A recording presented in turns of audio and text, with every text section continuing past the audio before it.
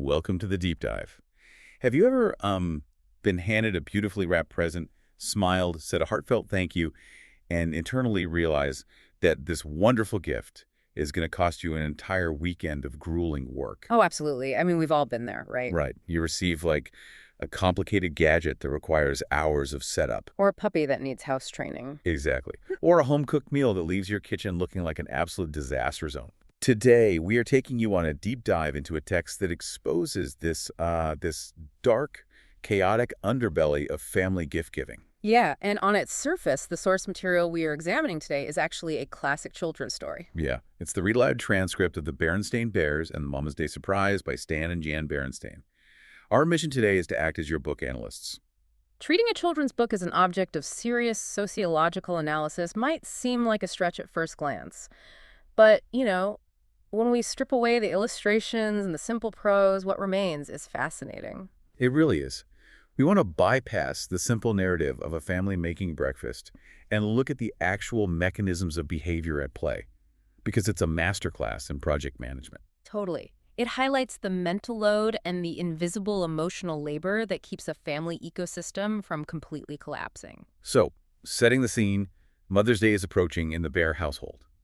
The text casually notes that last year the family went out for dinner. Right, which is a very controlled, outsourced environment. Exactly. But this year, Mama Bear starts noticing some highly specific breadcrumbs. She observes a sequence of behaviors that form a clear operational roadmap.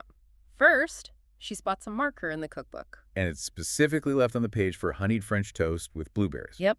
Then, during a trip to the local mall, she notes the cubs sneaking off to the card department. Oh, and the most glaring clue, she catches them actively measuring her threadbare bathrobe. Right, so she synthesizes these data points and deduces she's getting breakfast in bed and a new robe. This is where I want to pause and look at her immediate reaction. Because the moment Mama figures out the plan, she doesn't just put her feet up and wait to be pampered. No, not at all. She essentially morphs into a covert operative. Yes, she starts secretly staging the entire surprise to ensure her family's success. If we look at this through a corporate lens, Mama is acting like a senior project manager, Oh, for sure. The kind who lets the interns think they are running a massive marketing campaign. while she secretly works late every night to ensure the servers won't crash on launch day. Exactly. The preparation she undertakes is extensive, and the genius of it lies in its total invisibility to her interns, Papa and the cubs.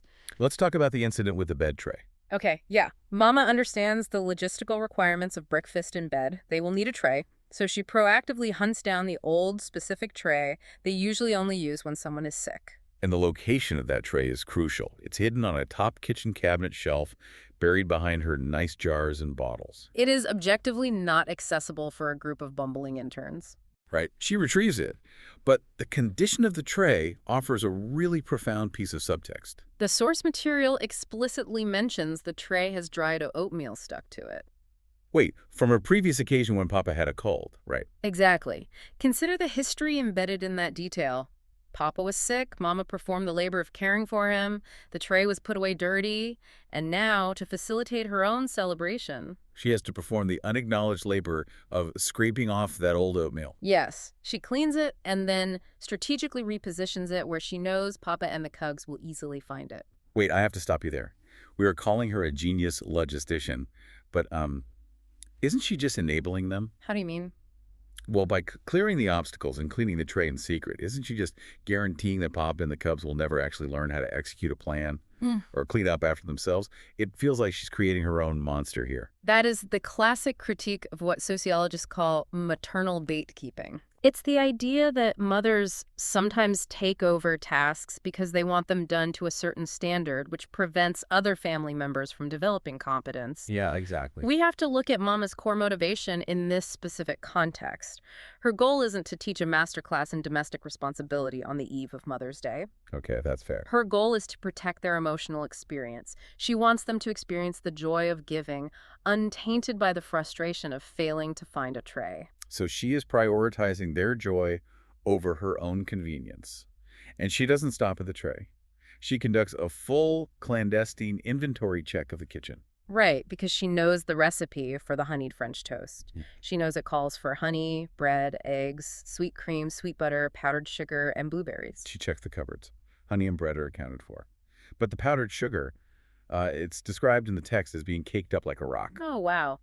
The mental load of managing a household inventory is on full display here. Yeah. She discovers they are completely out of eggs, too. So she quietly adds farm-fresh eggs from Farmer Ben to her mental list. And she plans a trip to the supermarket for the cream, butter, and fresh powdered sugar. But then she encounters a severe logistical bottleneck. Oh, the blueberries? Yes, the fresh blueberries are out of season. Her solution to this bottleneck is brilliant, though. Uh, She taps into an extended family supply chain. Recalling that Gran had frozen some blueberries last season, she isn't just managing the present, she is leveraging historical data to solve a future crisis. It's amazing. Let's examine the mechanism of her next move, because it addresses my earlier point about enabling. While at the supermarket with the cubs, she gives them a decoy shopping list. Right, which allows her to sneak extra cleanser and scouring pads into her own cart without ruining their illusion of secrecy. Why does she do this? Like, sociologically speaking. Well, the recipient of a gift often feels immense pressure to manage the giver's emotional state. Mama isn't just buying soap here, she is purchasing emotional insurance. Oh, that's a great way to put it. She anticipates the kitchen disaster. Exactly. And by securing the cleaning supplies in advance, she is mitigating her own future resentment. She's basically buying herself the ability to authentically perform gratitude when the time comes. She is preemptively treating the collateral damage of their affectionate gesture.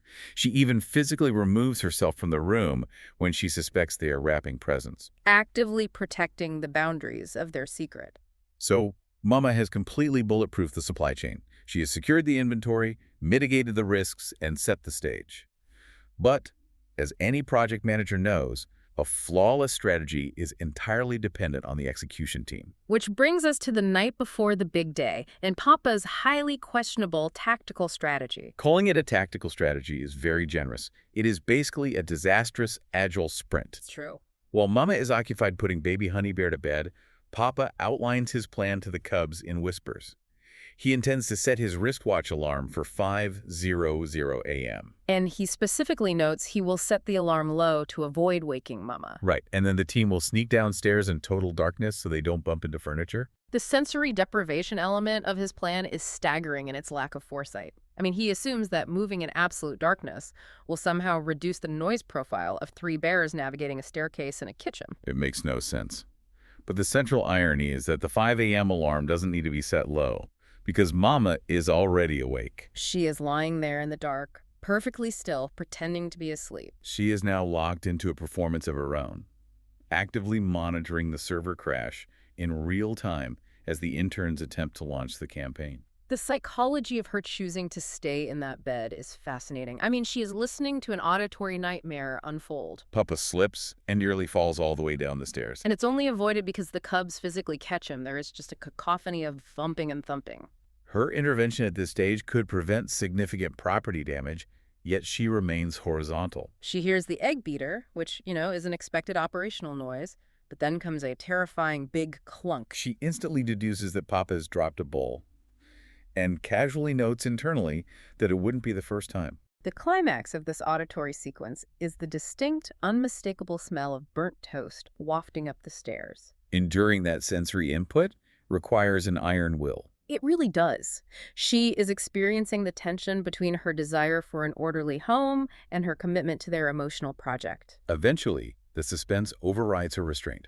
She slips out of bed, puts on her old bathrobe, the very garment they meticulously measured to replace, and sneaks downstairs to survey the aftermath. The source material is quite graphic about the reality of the situation. It describes the worst kitchen mess she had ever seen. We are talking about broken crockery scattered about, raw eggs spilled across the floor, burnt toast abandoned on the drain board, and sticky honey handprints smeared on the walls. And she stands there and calculates that it's going to take her an entire week to clean it up.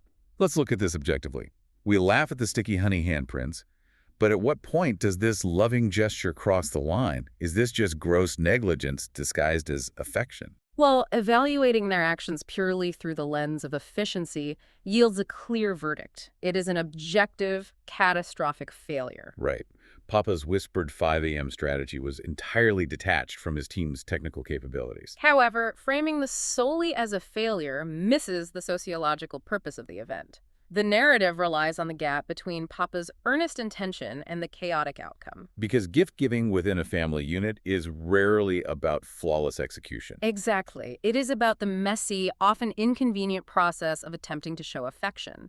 The sticky handprints are a byproduct of genuine, albeit unskilled, effort. It's the unavoidable reality of a loving household trying to punch above its weight class. They lack the culinary finesse, but they are fully committed to the bit. And this creates a wild juxtaposition when we look at the final product. The contrast is almost cinematic. Out of a literal disaster zone of spilled yolk and shattered ceramic, Papa and the Cubs managed to assemble a shockingly pristine breakfast tray. It's a logistical miracle. The tray features everything Mama quietly ensured was in the supply chain.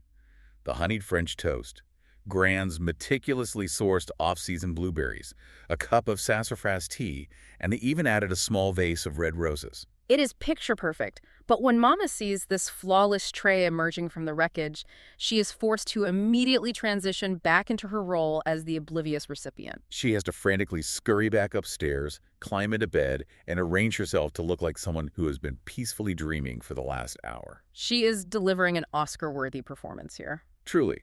Papa enters the bedroom, plumps the pillows behind her back to offer structural support. The Cubs cheerfully shout, "Happy Mother's Day!" They present the brand new bathrobe. Mama accepts the tray, graciously declares how lovely, sips her sassafras tea, and begins to eat the toast. The psychological weight she's carrying in that specific moment is immense.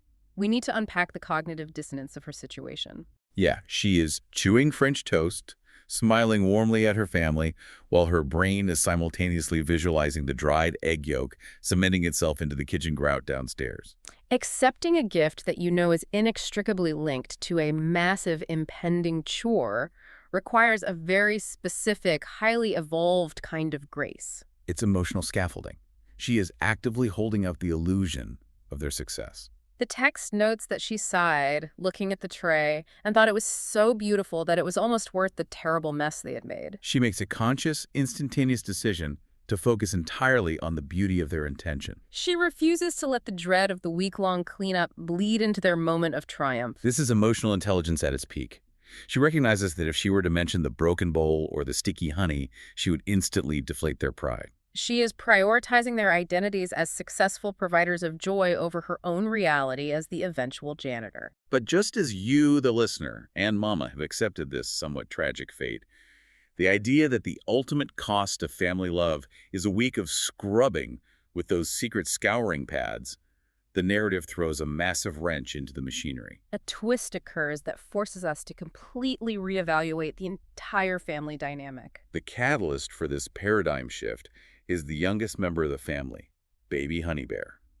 She wakes up crying, calling out for her mother. Mama's conditioning kicks in immediately. The biological and sociological imperative is too strong. She starts to throw off the covers, ready to abandon the role of the pampered recipient and return to her baseline state as the active manager of the household. But Papa physically intervenes. He stops her from getting up. He issues a clear directive. No, this is Mother's Day. You just stay in bed and read your cards. The Cubs and I will take care of everything. And they don't just say it, they actually execute it. This is the ultimate reveal of the story. When Mama finally descends the stairs later in the morning, her mind is undoubtedly preparing for the grueling excavation of the kitchen. She is ready to face the broken crockery and the honey handprints. But instead, she walks into her real surprise. The source material describes the scene vividly. It is the cleanest, shiniest, spick and spanest kitchen she had ever laid eyes on. The family is standing there, practically vibrating with pride. Sister asks how she liked her surprise. Papa is beaming.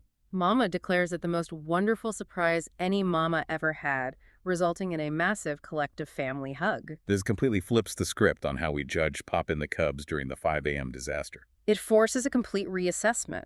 Earlier, we hypothesized that they might be guilty of gross negligence, creating a mess and leaving the mental load of the cleanup to the recipient. But the spotless kitchen proves they were never oblivious to the collateral damage of their gift. They didn't just drop a tray of toast on her lap and say, "Enjoy the food, good luck with the wreckage." They understood the assignment. They followed through and completed the full life cycle of the gift by taking absolute responsibility for the aftermath. Let's take that a step further and look at what this means for the concept of invisible labor. Okay, yeah. Throughout the entire prequel to This Morning, Mama's labor was hidden. Scraping the oatmeal, sourcing the blueberries, buying the decoy groceries. None of that was seen or explicitly acknowledged. So the true gift Papa and the Cubs delivered wasn't the French toast or the bathrobe. Right. The true gift was the total, unexpected removal of Mama's physical burden.